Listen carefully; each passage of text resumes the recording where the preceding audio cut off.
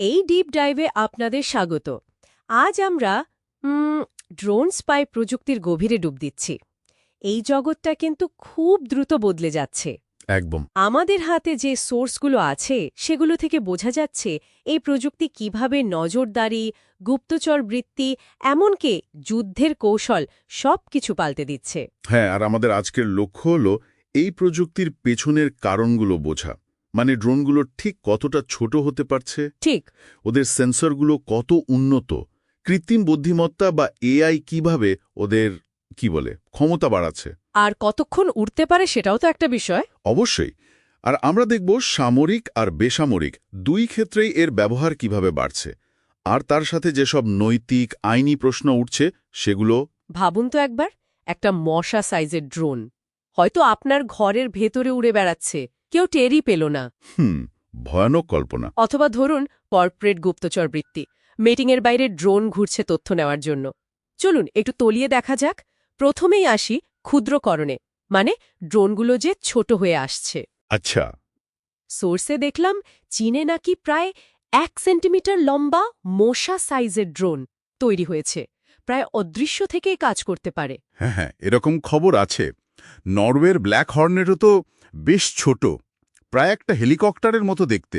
Thermal imaging আছে ওটাতে, তাই না? হ্যাঁ, আবার হার্ভার্ডের রোবোবির কথাও বলা যায়, খুবই ছোট। তো এই যে এত ছোট হচ্ছে, এর আসল প্রভাবটা কি? প্রভাবটা বিশাল। মানে এই ছোট ড্রোনগুলো এখন এমন জায়গায় পৌঁছে যেতে পারে যেখানে আগে যাওয়াটা প্রায় অসম্ভব ছিল। যেমন? ধরুন, খুব ঘিঞ্জি শহরি এলাকা, সরু গলি, এমনকি ঘরের ভেতরেও। এটা আসলে পুরনো দিনের নজরদারি আর ফিজিক্যাল ইন্ট্রুশনের ধারণার মধ্যে যে সীমারেখা ছিল সেটাকেই কেমন যেন ঝাপসা করে দিচ্ছে। বুঝতে পারছি। আর এখানেই চ্যালেঞ্জটা, এই যে দ্বৈত ব্যবহার, একই জিনিস সামরিক কাজেও লাগছে, আবার হয়তো পরিবেশ পর্যবেক্ষণেও। এটাকে নিয়ন্ত্রণ করাটা কিন্তু খুব কঠিন। আচ্ছা, আর শুধু যে আকারে ছোট হচ্ছে তা নয়, এদের সেন্সরগুলোও তো দিন দিন ভয়ঙ্কর শক্তিশালী হচ্ছে। ঠিক, শুধু সাধারণ ধারণা নয়। সোর্সগুলোতে অনেক রকমের সেন্সরের কথা আছে।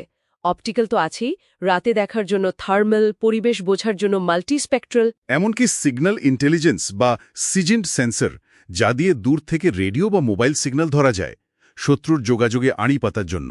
আবার সিনথেটিক অ্যাপারচার রাডার বা এসএআর আছে, যা মেঘ বা ধোঁয়া ভেদ করেও দেখতে পায়। আর লাইডার দিয়ে তো নিখুঁত 3D ম্যাপ তৈরি হয়। আর সবচেয়ে গুরুত্বপূর্ণ হল, এই সব সেন্সর থেকে পাওয়া ডেটা যখন একসাথে আনা হয়, যাকে বলে সেন্সর ফিউশন। হ্যাঁ, সেন্সর ফিউশন। তখন কৃত্রিম বুদ্ধিমত্তা বা এআই এই বিপুল পরিমাণ ডেটা বিশ্লেষণ করে। ফলে ড্রোনটা তার চারপাশ সম্পর্কে মানুষের চেয়েও অনেক বেশি নিখুঁত আর গভীর একটা ধারণা তৈরি করতে পারে। মানে শুধু দেখা বা শোনা নয়, বরং পরিস্থিতিটা বোঝা। একদম, শুধু দেখা নয়, বরং বুদ্ধিমত্তার সাথে বোঝা এবং কি হতে পারে সেটার পূর্বাভাস দেওয়া। এটা জটিল পরিস্থিতিতে সিদ্ধান্ত নিতে বিরাট সাহায্য করে। এখানেই তো এআই আর স্বায়ত্তশাসনের ব্যাপারটা আসছে, তাই না? ঠিক। এআই ড্রোনগুলোকে নিজেই লক্ষ্যবস্তু চিনতে, তাকে ট্র্যাক করতে, বিপদ এড়িয়ে সবচেয়ে ভালো পথে চলতে সাহায্য করছে। এমনকি ঝাঁক বেঁধে কাজ করা, মানে সোয়ার্ম ইন্টেলিজেন্স। হ্যাঁ, একসাথে অনেকগুলো ড্রোন মিলেমিশে একটা মিশন সম্পন্ন করছে। এটা কিন্তু প্রযুক্তির একটা মৌলিক পরিবর্তন। কিভাবে? দেখুন, ড্রোনগুলো আর শুধু রিমোট কন্ট্রোলে চালানো যন্ত্র থাকছে না, বরং হয়ে উঠছে স্বচালিত, বুদ্ধিমান একটা সত্তা, যারা একসাথে কাজ করতে পারে। এতে তো মানুষের ঝুঁকি কমছে সামনে থেকে। হ্যাঁ, সেটা একটা দিক। কিন্তু যখন এআই নিজের সিদ্ধান্ত নিচ্ছে, বিশেষ করে খুব সংবেদনশীল পরিস্থিতিতে, তখন প্রশ্ন উঠছে, এর দায় কে নেবে? জবাবদিহিতা কার? এটা একটা বড় প্রশ্ন। আচ্ছা, আর একটা যে সীমাবদ্ধতা ছিল, ব্যাটারি বা শক্তি, বেশিক্ষণ তো উঠতে পারত না। হ্যাঁ, এটা একটা বড় চ্যালেঞ্জ ছিল। কিন্তু সোর্সগুলো বলছে লিথিয়াম আয়ন ব্যাটারির অনেক উন্নতি হয়েছে। চার্জও দ্রুত হয় এখন। হ্যাঁ, এনার্জি ডেন্সিটি বেড়েছে, দ্রুত চার্জিং হচ্ছে, আর ভবিষ্যতে সলিড স্টেট ব্যাটারি বা হাইড্রোজেন ফিউল সেলের সম্ভাবনাও দেখা যাচ্ছে। এর ফলে কি হচ্ছে? এর সরাসরি প্রভাব হলো ড্রোনগুলো এখন অনেক বেশি সময় ধরে উঠতে পারছে। মানে লং এন্ডিউরেন্স। ঠিক। আর বেশি ওজনের আরও উন্নত সেন্সরও বহন করতে পারছে। মিশন শেষে দ্রুত আবার রেডি হয়ে যাচ্ছে। মানে এদের কাজের পরিধি আর ক্ষমতা দুটোই বহুগুণ বেড়ে গেছে। এই সব ক্ষমতা তাহলে কোথায় কোথায় ব্যবহার হচ্ছে? সামরিক ক্ষেত্রে তো স্পষ্ট, গোয়েন্দা তথ্য, নজরদারি, মানে আইএসআর মিশন, সীমান্ত পাহারা। অবশ্যই। কিন্তু বেসামরিক জগতেও এর ব্যবহার বাড়ছে খুব দ্রুত। কর্পোরেট গুপ্তচর বৃত্তির কথাই ধরুন। এটা কিভাবে হচ্ছে? সোর্স বলছে, সরাসরি নজরদারি তো আছেই, আবার নিকটতম প্রতিবেশী সাইবার আক্রমণও হচ্ছে। মানে ড্রোনটা বিল্ডিংয়ের যথেষ্ট কাছাকাছি গিয়ে ওয়াইফাই নেটওয়ার্কে ঢুকে পড়ছে বা ডেটা চুরি করছে। আচ্ছা। এছাড়া আইন প্রয়োগকারী সংস্থা, ধরুন ভিড় নিয়ন্ত্রণে বা তল্লাশিতে, দুর্যোগ ব্যবস্থাপনায় ক্ষতি নিরূপণ বা নিখোঁজদের খুঁজতে, পরিবেশ পর্যবেক্ষণে বা ধরুন ব্রিজ, পাওয়ার লাইনের মতো ইনফ্রাস্ট্রাকচার পরিদর্শনেও ব্যবহার হচ্ছে। কিন্তু এই যে দ্বৈত ব্যবহারের কথা বলছিলেন, হ্যাঁ, এটাই চিন্তার বিষয়। বেসামরিক কাজে ব্যবহারের জন্য যে প্রযুক্তি তৈরি হচ্ছে, সেটা খুব সহজেই গুপ্তচরবৃত্তি বা অন্য কোনো ক্ষতিকর কাজে লাগানো যেতে পারে। তাহলে তো নৈতিক আর আইনি দিকগুলো নিয়ে বিরাট প্রশ্ন উঠছে, যেমন ব্যক্তিগত গোপনীয়তা। এটাই সম্ভবত সবচেয়ে বড় উদ্বেগের বিষয়। কার সম্মতি ছাড়া কার ছবি তোলা হচ্ছে, ভিডিও করা হচ্ছে, ডেটা নেওয়া হচ্ছে, কোথায় সেই ডেটা যাচ্ছে, কিভাবে ব্যবহৃত হচ্ছে, এতে স্বচ্ছতার খুব অভাব। আর কোনো নির্দিষ্ট গোষ্ঠীকে টার্গেট করার ঝুঁকিও তো থাকে। অবশ্যই বৈষম্যের ঝুঁকি, বাকস্বাধীনতার ওপর প্রভাব। সমস্যা হলো প্রযুক্তি এত দ্রুত এগোচ্ছে যে আইন প্রায় পিছিয়ে পড়ছে। একটা যেন ওয়াইল্ড ওয়েস্ট অবস্থা। মানে নিয়মকানুন তৈরি হওয়ার আগেই প্রযুক্তি চলে এসেছে। অনেকটা তাই। আকাশসীমা ব্যবহারের নিয়ম, ডেটা সুরক্ষা আইন, আন্তর্জাতিক মানবিক আইন লঙ্ঘনের সম্ভাবনা, এমনকি এক দেশের ড্রোন অন্য দেশের সীমানায় ঢুকে পড়া, মানে রাষ্ট্রীয় সার্বভৌমত্বের প্রশ্ন, এসবই সামনে আসছে। সাইবার সিকিউরিটির ঝুঁকিও তো আছে নিশ্চয়ই, ড্রোন হ্যাক হয়ে গেলে। বিরাট ঝুঁকি। আর জবাবদিহিতার অভাব তো বললামই।